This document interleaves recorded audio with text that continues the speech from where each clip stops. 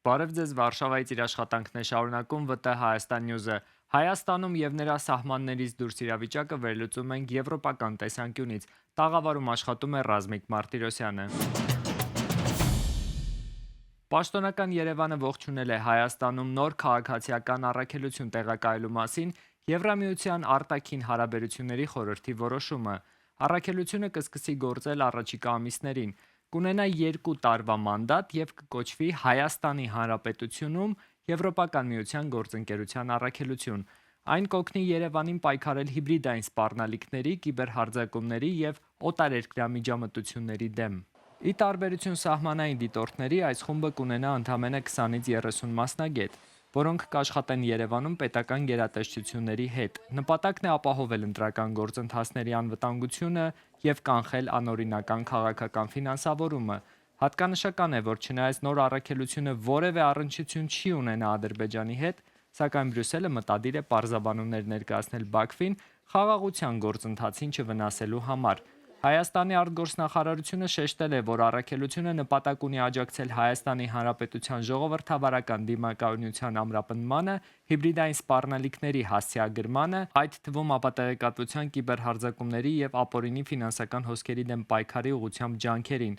Դեռ նախորդ տարի Եվրամիության արտաքին հարաբերությունների եւ անվտանգության հարցերով բարձր ներկայացուցիչ Կայա Կալասը հայտարարել էր, որ Հայաստանը ընտրություններին ընդառաջ օգնություն է խնդրել Եվրամիությունից։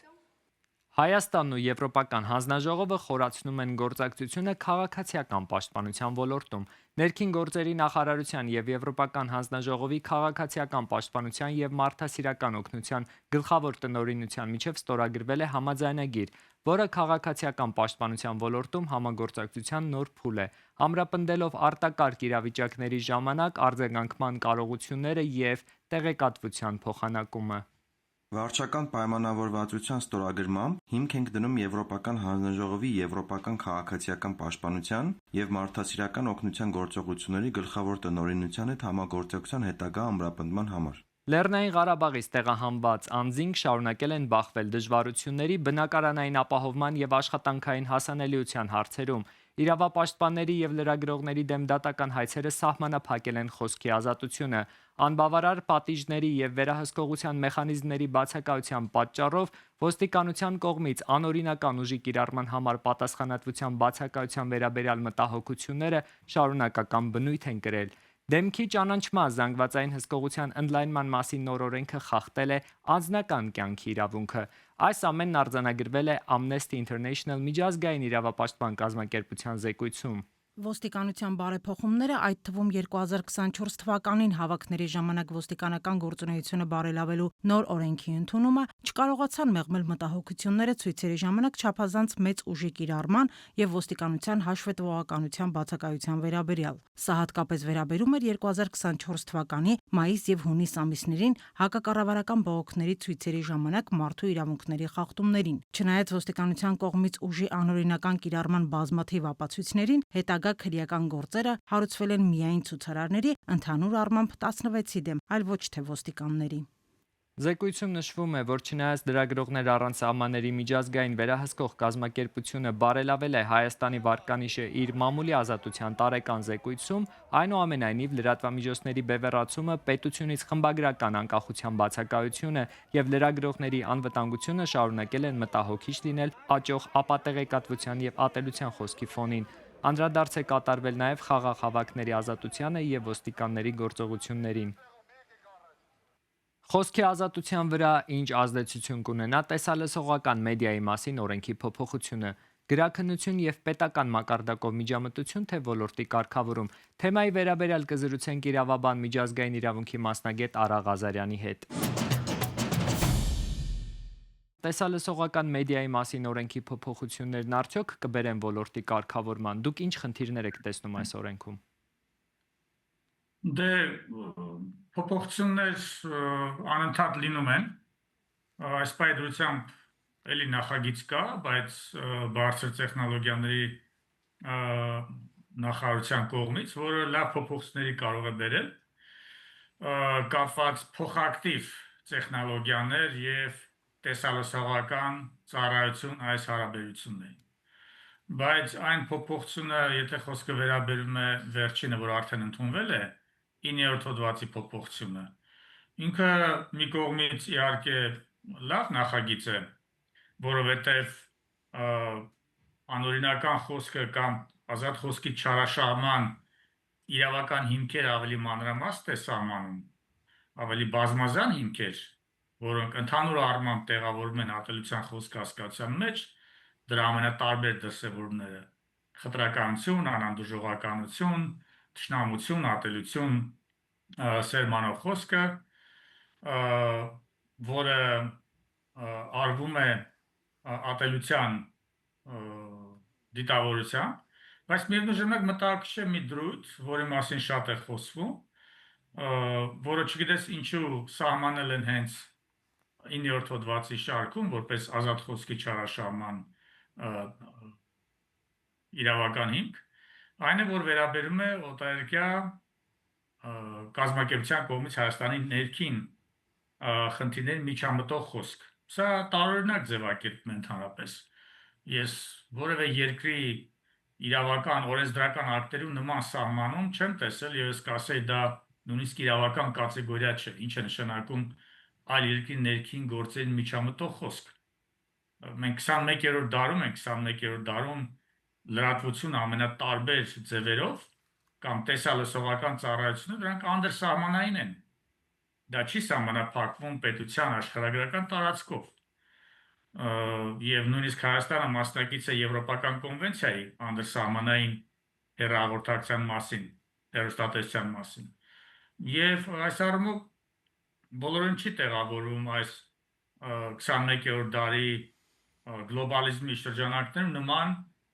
սահմանում, որը նաև ինքնին անորոշ է, որովհետև մենք ոչ մեկս չի կարող ասել, թե ինչ է նշանակում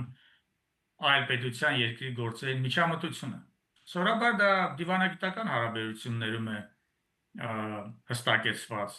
կամ միջազգային հարաբերություններում, բայց որպես իրավահարաբերություն դա չի կարող գոյություն ունենալ, դա չի կարող կիրառվել, որովհետև դա անորոշ է եւ դա նույնիսկ անհրաժեշտ չի ժողովրդավարական հասարակություն։ Պարոն Ղազարյան, հենց սա է հարցը, երբ ըստ օրենքի արգելվում է նաև օտարերկրյա տեսալսողական ծրագրերում Հայաստանի Հանրապետության ներքաղաքական կյանքի միջամտող բովանդակության տարածումը, սա ինչպես է որոշվելու, ով է որոշելու։ Դե որոշելու է իհարկե կարգավորող մարմինը, դա Հեռուստատեսության ռադիոյի հանձնաժողովն է, բայց ինչպես է այդ մարմինը որոշելու դա, այնպես որպեսզի ազատ խոսքը չսահմանափակվի։ Ով է ի վերջո որոշելու, թե ինչ է նշանակում քաղաքական կյանքի միջամտություն։ Բնականաբար ՀՌ-ն, բայց ՀՌ-ն պետք է ունենա ձեռքի տակ ինչ-որ ուղեցույցներ կամ ինչ-որ ժառանգություն, պետությունների փորձ, դատաիրավական պրակտիկա, դոկտրինալ մեկնաբանություններ, նախադեպային իրավունք, հեղինակավոր գիտնականների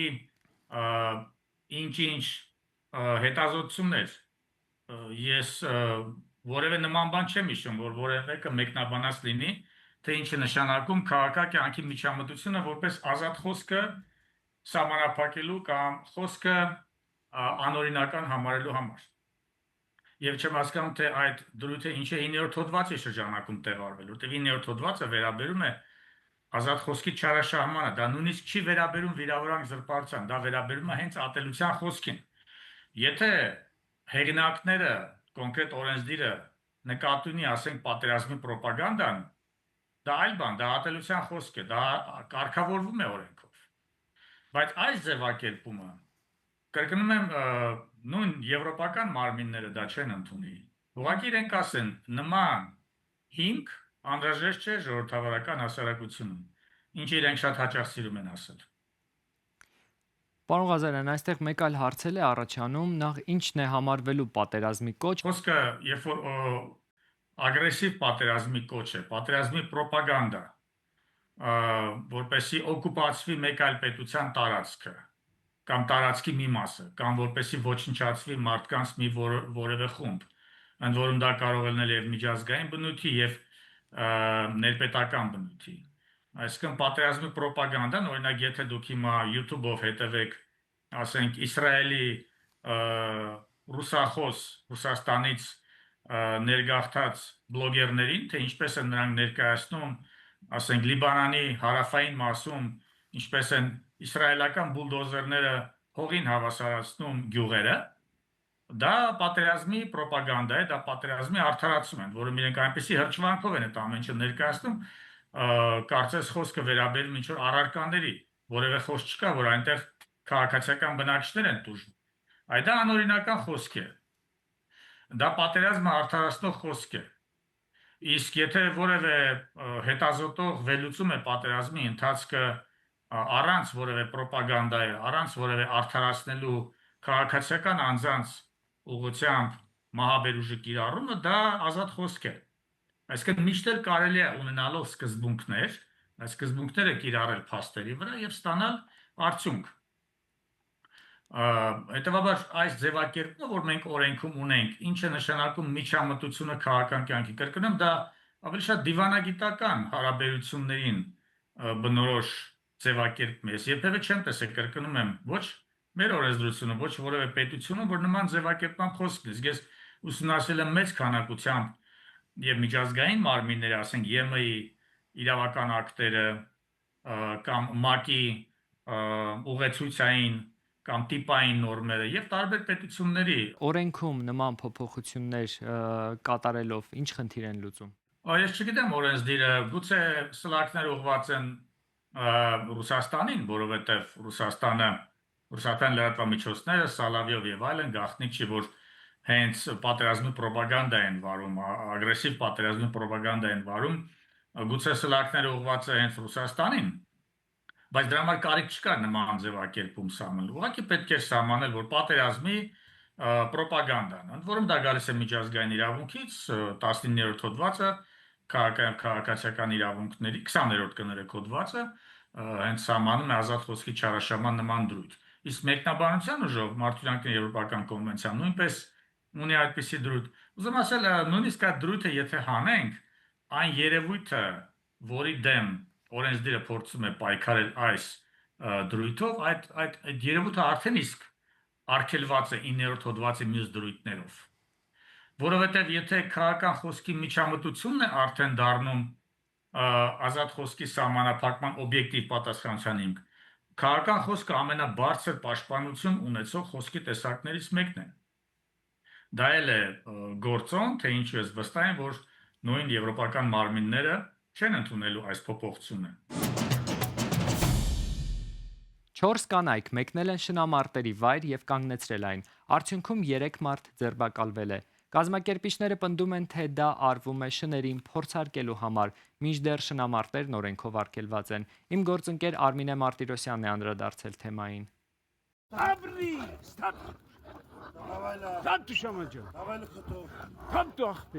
Այստեղ շները կռվում են փողի համար։ Այս անգամ կռիվը կանգ առավ 4 կանանց պատճառով։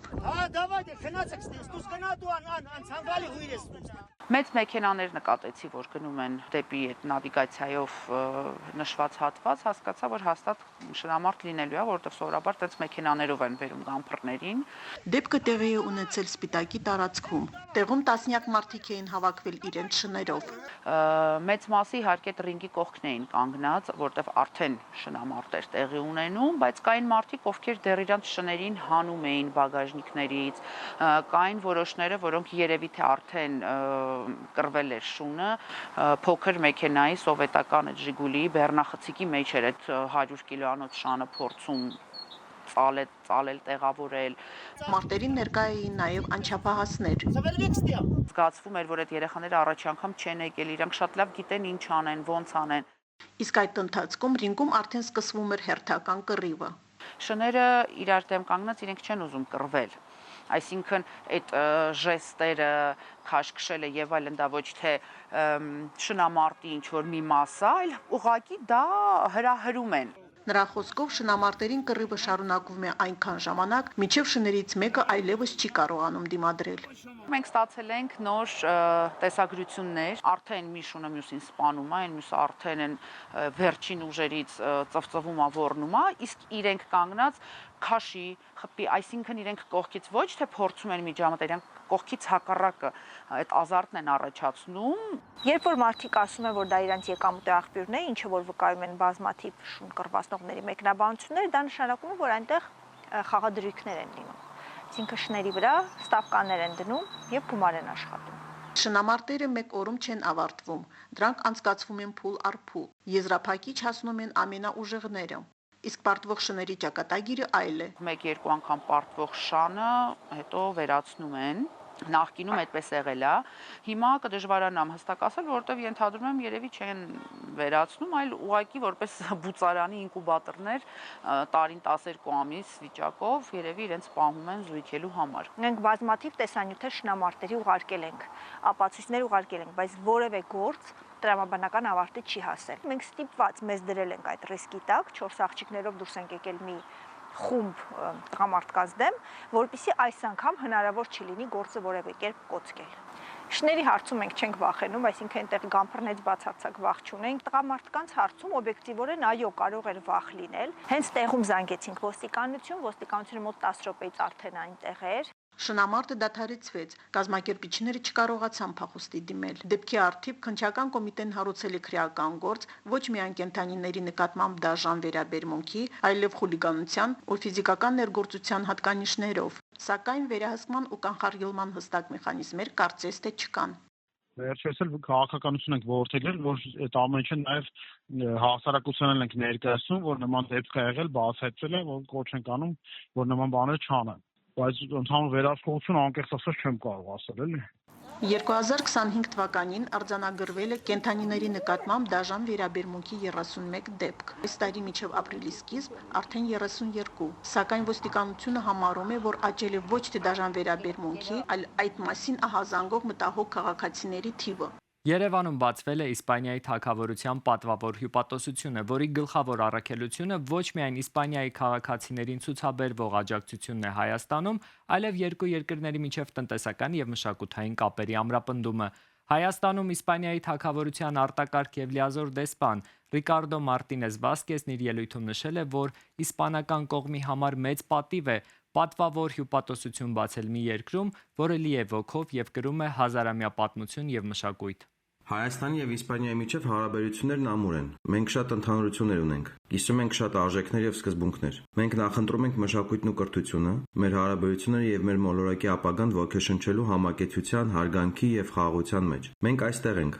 Նաև հատուկ հարգանքի տուրք մատուցելու այն մարդուն, ով երկար ժամանակ աշխատել է Հայաստանի եւ Իսպանիայի միջև կամուրջ կառուցելու ուղղությամբ, ամրապնդելով մշակութային, լեզվական, մարդկային եւ սոցիալական կապերը։ Դուք բոլորը ճանաչում եք մեր հյուպատոս Աշոտ Փարսյանին, հաջողակ մի մարդու, ով նվիրված է իսպանական կենտրոնին, որը նա ստեղծել է 22 տարի առաջ եւ որտեղ երեխաները կարողացել են անվճար սովորել իսպաներեն։ Նրա համեստ նախաձեռնությունը հետագայում նպաստեց միջազգային հարաբերությունների զարգացմանը։ Այս թողարկման համար նախատեսել էինք այսքանը։ Հետևեք մեզ ՎՏՀ Հայաստան Նյուզի Facebook-յան եւ YouTube-յան հարթակներում, որպեսզի բաց չթողնեք օրվա կարևոր նորությունները։